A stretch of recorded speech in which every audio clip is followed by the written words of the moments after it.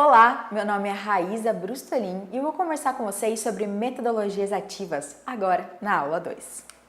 Então, falando aí sobre PBL, aprendizagem baseada em problemas. Então, qual que é o objetivo da aprendizagem baseada em problemas? É fazer com que os alunos solucionem problemas. E aí, a gente apresenta principalmente estudos de caso, né?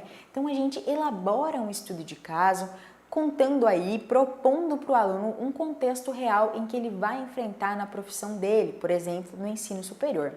No curso de pedagogia, por exemplo, um estudo de caso, você pode falar, olha, você é um professor de uma série X, tem tantos alunos Y, o aluno com esse e esse perfil, que tipo de estratégia você usaria para esse e esse objetivo, por exemplo, alfabetização, para alfabetizar esses alunos que estão nesses níveis de aprendizagem, partindo do princípio de que a sua escola é no interior de Foz do Iguaçu, por exemplo, e tem tal e tal realidade. Então você monta todo o contexto em que o aluno está inserido, propondo, claro, um problema, uma dificuldade que ele vai enfrentar no mercado de trabalho, que ele vai enfrentar na vida profissional dele, para que ele busque ferramentas para solucionar esse problema.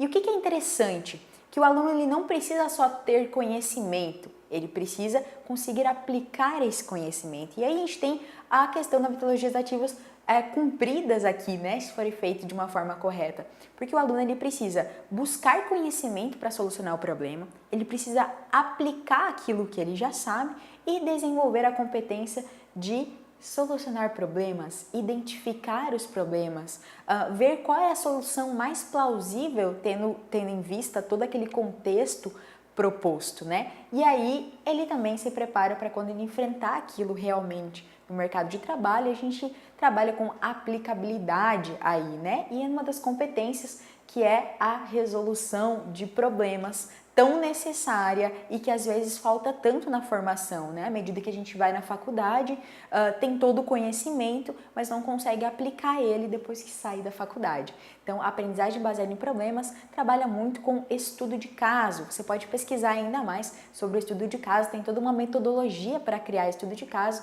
fica aí a dica. Além disso, ou em contraponto à aprendizagem baseada em problemas, a gente tem a aprendizagem baseada em projetos. Então, a aprendizagem baseada em projetos é aquela aprendizagem em que o aluno desenvolve competências e adquire conhecimento para realizar um projeto, para solucionar um problema. Então, há uma demanda, Normalmente, esse projeto, claro, existem muitas variantes. José Moura, inclusive, tem um texto que ele fala disso, Está disponível na plataforma. Tem vários tipos de aprendizagem baseada em projetos. Mas, no geral, é um projeto em que os alunos, simulado ou real, mas com base sempre no real, em problemas reais ou em contextos reais, o aluno precisa buscar conhecimento e solucionar esse problema propondo um projeto. E aí, normalmente, ou o mais rico seria se o aluno realmente implementasse esse projeto. Então, se ele planejasse, tivesse conhecimento, fundamentação teórica, entendesse o problema, toda a parte de entender o problema, identificar o problema relacionado à sua própria profissão, estudar, ter a fundamentação teórica de pessoas que já lidaram com aquele mesmo problema. Então, planejar, criar um plano de ação, planejar a execução e a verificação do resultado. Normalmente dá muito certo porque os alunos buscam projetos com os quais se identificam e aí tem um processo motivacional muito grande em aprender. Afinal, ele vai solucionar o problema, ele vai executar, ele vai realizar algo que lhe incomoda, que tem a ver com o que ele gosta ou com o tema com o qual ele se identifica. Além disso, eu gosto muito de falar do Peer Instruction. Ele é uma metodologia um tanto simples, realizado por Eric Mazur, um professor de física da Universidade de Harvard. Há algum tempo ele já fazia isso em Harvard, então é uma metodologia que é legal para começar, se você às vezes não tem muita competência para fazer grandes atividades ou para repensar o processo de educação. Eu acho que o Peer Instruction é uma ótima opção para começar. Então, nele, o que acontece? Você propõe um problema ou mesmo um caso com opções, em que os alunos precisam decidir qual é a resposta certa. Então, primeiramente, eles decidem qual é a resposta certa individualmente. Então, eles se reúnem em grupos conversam qual marcou, né? Qual a minha opção? Isso eles já fazem depois da prova. Então, qual é a minha opção? Qual você marcou e tal? E discutindo, por que você marcou essa? Por que você marcou aquela? Eles podem ou não mudar a sua opinião, mudar a sua decisão aí em relação à resposta correta. Então, tem um processo de construção individual, eu analisando comigo mesmo, e depois em grupo eu vou ver se o argumento do outro que marcou uma outra opção é válido, então eu posso mudar ou não a minha resposta.